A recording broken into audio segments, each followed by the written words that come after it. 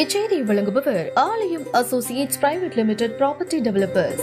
ஆலயம் associates private limited, number 52, third floor, 3B, Ram Darbar, Sterling road, Nungambakkam, Chennai 6,34,000. குறிப்பாக இன்றைய தினம் நீங்கள் பார்த்துருப்பீங்க, அதாவது இந்திய விமானப்படையினுடைய சாகசங்கள். இந்த இந்திய விமானப்படை சாகசங்கன்னு சொல்லும்போது சென்னையை பொறுத்தவரையில் இது பெரிய வரப்பிரசாதம்.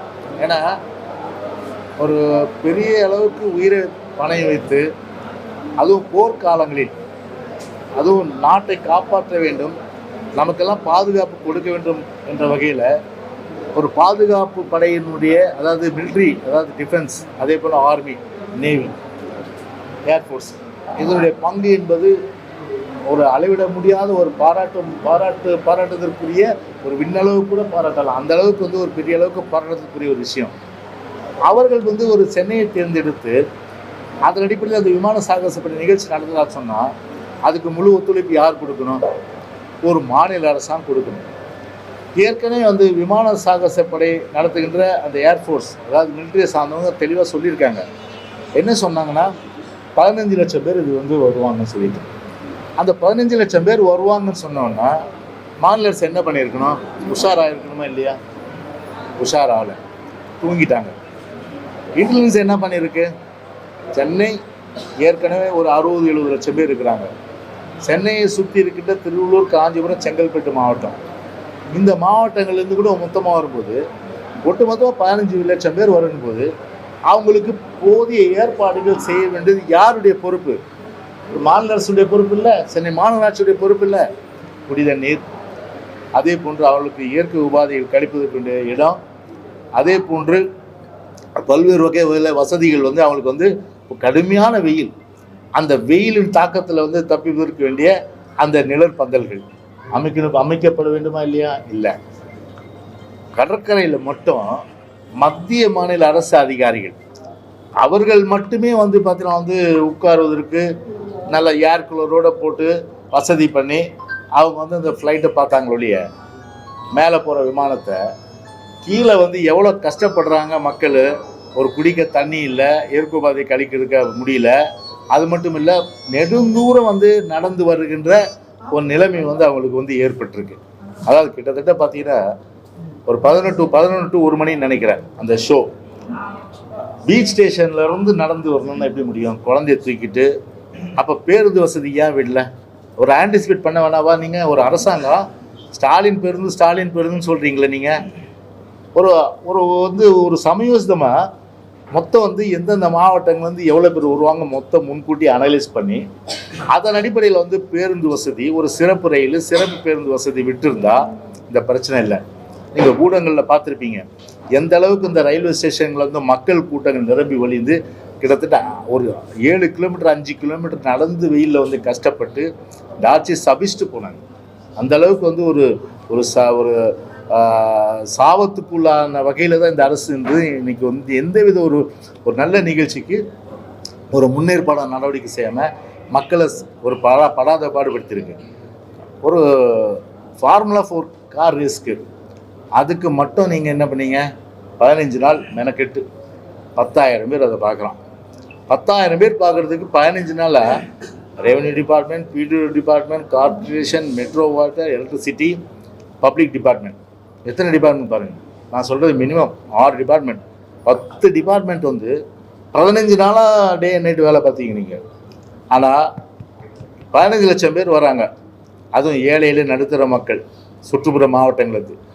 ஒரு நாளையாவது நீங்கள் இதை பற்றி ரிவ்யூ பண்ணியிருப்பீங்களா? ஆய்வு பண்ணியிருப்பீங்களா?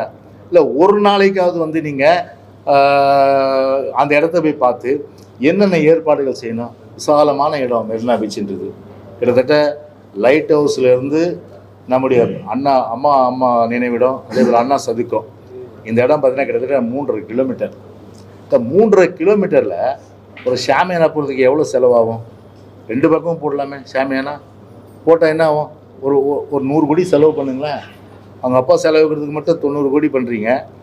நினைவிடம் கட்டுறதுக்கு 89 கோடி பண்ணுறீங்க. அதுக்கப்புறம் ஊரெல்லாம் அவங்க அப்பா பேரில் 100 ஆண்டு மண்டபம், 100 ஆண்டு கட்டிடம், அப்புறம் வந்து அவங்க அவங்க அப்பா இப்போ இருக்க ஸ்டாலினுடைய அப்பா கருணாநிதி, அவங்க அம்மா வந்து தயாளம்மையார். அவங்கள வந்து ஒரு அறக்கட்டளை இங்கே எங்கே நம்ம யானைக்கவனியில் அங்கே ஒரு அறக்கட்டளை, அது ஒரு பில்டிங்கு. இப்படி எங்கே உத்தரப்பிரதேசில் எப்படி வந்து முழுமையான அளவுக்கு எல்லா பேரும் வந்து எல்லா இதுக்கு பில்டிங் வச்சாங்களோ எல்லா பேரும் வைக்க முடியுது, அதுக்கு பணம் ஒதுக்க முடியுது. ஏன் இது வந்து ஒரு மத்திய அரசு ஒரு டிஃபென்ஸு, ஒரு ஏர்ஃபோர்ஸு ஒரு நல்ல நிகழ்ச்சி சென்னையில் கொண்டு வந்ததா, அதை முறைப்படுத்தி ஒழுங்குபடுத்தியிருந்தா ஒரு 15 லட்சம் பேருக்கு கஷ்டம் வந்திருக்குமா? 15 லட்சம் பேர் திட்டிட்டு போயிருக்கான், சாப்பிட்டுட்டு போயிருக்கான். 3 பேர் செத்து போயிட்டாங்க இன்னைக்கு. இருபத்தூரில் இருக்க ஒருத்தர் செத்து போயிட்டாரு, குறுக்குப்பேட்டில் ஒருத்தர் செத்து போயிட்டாரு. அதுக்கப்புறம் தென் சென்னையில் நினைக்கிறேன் அவர் ஒருத்தர் பெருங்களத்தூர் அவரும் வந்து இறந்து போயிட்டாரு. பல பேர் கஷ்டப்பட்டாங்க, குடிக்க தண்ணி கிடையாது. அந்த அளவுக்கு ஒரு சேர்ஸை போட்டு அழகாக ஷாமியானா போட்டு அப்படியே அந்த பிளாட்ஃபார்ம் ஓரமே போடலாம். ஒரு 10 அடிக்கு போட்டோம்னா என்ன, அது எந்த வண்டியும் வரல, வண்டி வராது, போக்குவரத்து இல்லாத பட்சத்தில் மக்கள் மட்டுமே நம்ம வர சூழ்நிலை எல்லாரையும் அமர வச்சு வேடிக்கை பார்க்க வச்சுக்கலாம். அதை விட்டுட்டு எல்லாரையும் கஷ்டப்படுத்தி இன்னைக்கு பெரிய அளவுக்கு இன்னைக்கு வந்து மக்கள் துன்பப்படுற ஒரு நிலைமைக்கு இந்த அரசாங்கம் இன்னைக்கு வந்து தள்ளிடுச்சு தான் இன்னைக்கு வந்து வேதனையை வருத்தமாக இன்னைக்கு இருக்கு. இன்னைக்கு சின்ன வயசு 32 வயசு 38 வயசு இந்த மாதிரி சின்ன இன்னும் பல பேர் பார்த்தீங்கன்னாக்கா ராயப்பேட்டையில ராஜீவ்காந்தியில ஓமந்தூர்ல அனுமதிக்கப்பட்டிருக்காங்க. இதுக்கு முழுக்க யார் பொறுப்பேற்கணும்? இந்த மாதிரி ஒரு கொடுமை நடந்திருக்கு. ஒரு பட்ட பகல்ல ஒரு நண்பகல் வெயில்ல 11 மணிக்கு வச்சிருந்த மாதிரி ஒரு விவகாரத்தை நிகழ்த்தியிருக்காங்க. முதலமைச்சர் அந்த பந்தல உட்காந்து குடும்பத்தோட உட்காந்து பாக்குறாரு. பொதுமக்களுக்கு ஒரு அநீதி இழைக்கப்பட்டிருக்கு. அதை நீங்க எப்படி பாக்குறீங்க? இல்லை, அதுதான் சொல்றேன். இப்போ ஒரு நிர்வாகம் டோட்டலி ஃபெயிலியர். ஒரு நிர்வாகத்தை முடுக்கி விட்டு அழகாக வந்து ஒரு கவர்மெண்ட் மிஷினரி வந்து ஒரு 10 நாள் ஒரு ஏர்ஃபோர்ஸ் பொறுத்தவரை சொல்லிட்டாங்க, 10 டேஸாக சொல்லிட்டு இருக்காங்க, 10 நாளாக. அப்படி இருக்கும் 10 நாளாக என்ன பண்ணாங்க? ஒரு ஆய்வு கூட்டம் நடத்திருப்பாங்களா? இல்லை ஏதாவது என்னென்ன பண்ணணும், எவ்வளோ பேர் ஆன்டிசிபேட் பண்ணுறோன்னு சொல்லிட்டு அதை பண்ணியிருப்பாங்களா? அப்போ இந்த 3 பேர் இறந்ததுக்கு இவங்க தான் பொறுப்பெடுத்து அவங்களுடைய குடும்பத்துக்கு என்ன தேவையோ அதை செய்ய வேண்டியது ஒரு அரசாங்கத்துடைய கடமை. ஒரு நிர்வாகம்னா எவ்வளோ கிலோ அப்படின்னு கேட்கக்கூடிய அளவுக்கு ஒரு நிர்வாக திறன் இல்லாத ஒரு முதலமைச்சரும் ஸ்டாலினும் துணை முதலமைச்சராக இருக்க உதயநிதி பெற்றது தான் தமிழ்நாட்டுடைய ஒரு ஒட்டுமொத்தமாக துரதிர்ஷ்டம். அதான் நான் சொல்ல வரேன். மத்திய அரசு வந்து நிதி ஒதுக்கி இருந்தாங்கன்னா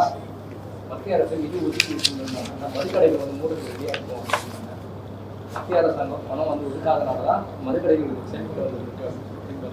இல்லை, இப்போது டாஸ்மாக் பொறுத்தவரையில் ஸ்டாலின் வந்து இதே நாங்கள் வந்து ஆளுங்கட்சி காலத்தில் அவங்க குடும்பத்தை சார்ந்தவங்க கட்சிக்காரங்க எல்லாம் கருப்பு சட்டை கருப்பு பேண்ட்டை போட்டுட்டு எல்லாம் வந்து பிளக்கார்ட் பிடிச்சாங்களா இல்லையா? சொல்லுங்கள். நாங்கள் டாஸ்மாகை உடனடியாக வந்து இருக்கக்கூடாதுங்க. அப்போ அன்னைக்கு பிடிச்சிங்க இல்லையா? சரி, ஆட்சி வாக்குறுதி என்ன கொடுத்தீங்க? படிப்படியாக முன் வந்தீங்க. படிப்படியாக எங்கே முன்னீங்க நீங்கள்? இப்போ இந்த ஆட்சி பொறுப்பு வந்து கிராஃபை பாருங்கள். கிட்டத்தட்ட வந்து 30,000 கோடி இருந்தது வருமானம், 52,000 கோடி ஏறி இருக்கு. இப்போ அந்த 52,000 கோடினா 20,000 கோடி வந்து எப்படி வந்தது அரசுக்கு? அப்போ முழுக்க வந்து ஒரு சரக்கு விற்கிறதுல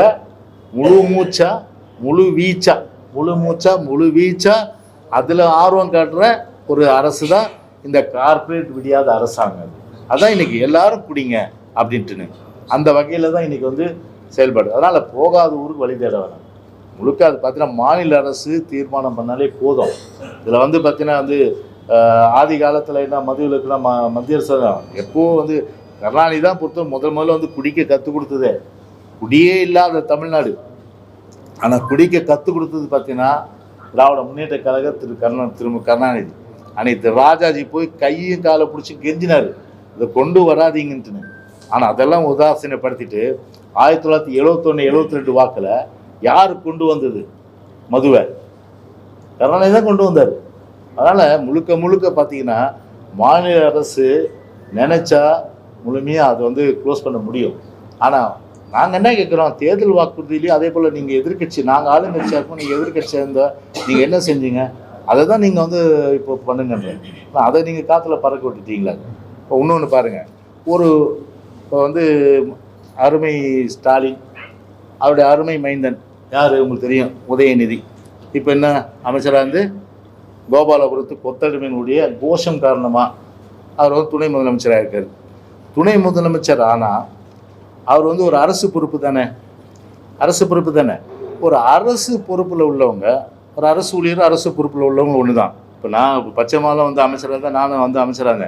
அந்த காலத்தில் எல்லாமே தான் கவர்மெண்ட் சர்வெண்ட் தான். நாங்கள் public servant, government servant public servant. ஏன்னா வந்து சேலரி வாங்குகிறோம் நாங்கள். இப்படி சேலரி வாங்கும்போது அரசு ஊழியரை தான் ட்ரீட் பண்ணுவாங்க, பொது ஊழியராக.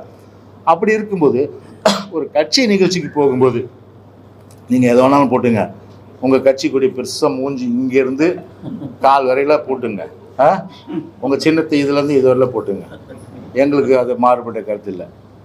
ஒரு அரசு நிகழ்ச்சி, அதுவும் வந்து ஒரு கவர்னர் வர்றாரு, கவர்னர் இப்போ ஒரு பதவியேற்பு நிகழ்ச்சியில் கவர்னர் பக்கத்தில் உட்காந்து கட்சியினுடைய சின்னம் இருக்குது, கட்சியினுடைய கொடி இருக்குது. அது மட்டும் இல்லாமல் பார்த்தீங்கன்னா வந்து இது மற்ற அரசு நிகழ்ச்சிகள் அதிலெல்லாம் பங்கு பெற்றால் வெறும் இந்த டிஷர்ட்டு, சட்டையே இல்லையா அதை இவருக்கு உதயநிதிக்கு நான் கேட்குறேன், சட்டையிலாம் கூட நாம் கொடுத்துலாம் ஒன்றும் பிரச்சனை கிடையாது, சரிதானே? அவர் கேட்டால் அனுப்பி வச்சிடலாம். அவர் சட்டையும் இல்லை போல இருக்குது, பாவம் ரொம்ப ஏழை அவர். அதில் டிஷர்ட்டு தான் போடுவார் அவர். டிஷர்ட்டை போட்டுட்டு அதில் வந்து ஒரு அவங்க கட்சி சின்னத்தை போட்டுட்டு அதில் வந்து கொடியை போட்டுட்டு கவர்மெண்ட் ஃபங்க்ஷன், அது வந்து ஏற்புடையதா சொல்லுங்கள்? நீங்கள் கட்சி நிகழ்ச்சிக்கு போகும்போது ஊருக்கு கொடுத்து போகும்போது போங்க, எங்களுக்கு மாறப்படாது. அரசு நிகழ்ச்சியின் போது ப்ரொசீஜர் இருக்குது. 2019 அன்றைக்கி நம்மளோட அண்ணன் எடப்பாடி முதலமைச்சர் காலத்தில் அன்றைக்கி பப்ளிக் அட்மினிஸ்ட்ரேட்டிவ் ரிஃபார்ம்ஸ், அதாவது இப்போ பர்சனல் அண்ட் அட்மினிஸ்ட்ரேட்டிவ் ரிஃபார்ம்ஸ், அந்த டிபார்ட்மெண்ட் மினிஸ்டர் நான் ஒரு ஜியோ ஒன்று போட்டோம், அரசு உத்தரவு. எல்லாம் கேளுங்க க்ளீனாக.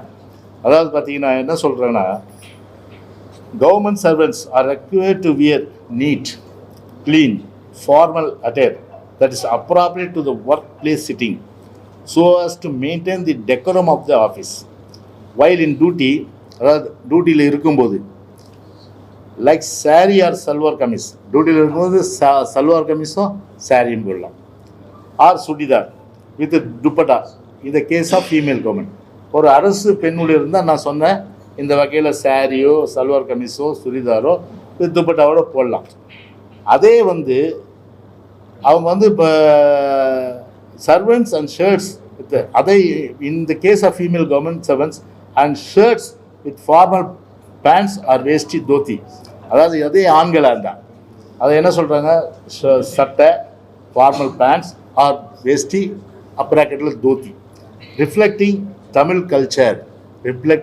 Culture or any Indian traditional dress or any Indian T-shirt வந்து ட்ரெடிஷ்னல் ட்ரெஸ். அது டிஷர்ட்டு ஒரு வீட்டில் வந்து நம்ம வந்து ஒரு வாக்கிங் போவோம், அப்போ நம்ம டிஷர்ட் போடுவோம். அதே போல் நம்ம வந்து ஒரு ஃப்ரெண்ட்ஸோடு நம்ம வந்து ஒரு கேம் விளையாடுறோம், அப்போ டிஷர்ட் போடுவோம். ஒரு அரசு நிகழ்ச்சியில் போய் டிஷர்ட் போட்டு போவாங்களா யாராவது? உலகத்துலேயே அரசு நிகழ்ச்சியில் டிஷர்ட் போட்டுன்னு போன ஒருத்தர் உதயநிதி தான் இல்லையா? அதுவும் வந்து அது டிஷர்ட்டு போடுறது தப்பு நான் சொல்ல, நீங்கள் வந்து கட்சி நிகழ்ச்சிக்கு மட்டும் நிகழ்ச்சி பண்ணுங்க. டெக்கரம்னு ஒன்று இருக்கு இல்லையா, அந்த டெக்கரத்தை ஃபாலோ பண்ணாமல் அதுலேயும் வந்து தப்பு பண்ணிவிட்டு அதுலேயும் வந்து பார்த்திங்கன்னா உங்கள் கட்சியினுடைய அந்த வந்து சிம்பலை போட்டு சின்னத்தை போட்டு அந்த கொடியை போட்டால் இது ஏற்புடையது அல்ல. அதனால் இதை வந்து உதயநிதி பொறுத்தவரையில் நாளைக்கு இன்றைக்கி கேட்பார் நினைக்கிறேன் நைட்டு, இது நாளைக்கு ஏதாவது அரசு நிகழ்ச்சி நடந்த இவர் போட்டார்னா கண்டிப்பாக நாங்கள் அனைத்து இந்திய அண்ணா திராவிட முன்னேற்ற கழகத்தின் சார்பாக நாங்கள் கோர்ட்டுக்கு போவோம்.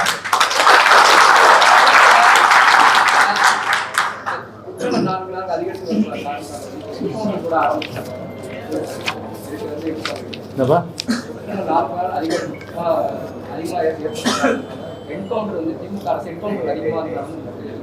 இப்போ இது வந்து நீதிமன்றத்தை வந்து சில கருத்துக்கள் சொல்லியிருக்கு. ஆனால் இதெல்லாம் வந்து ஒரு விரிவாக வந்து டிஸ்கஸ் பண்ண வேண்டிய விஷயங்கள் இது, அதாவது மேலோட்டம் சொல்ல முடியாது.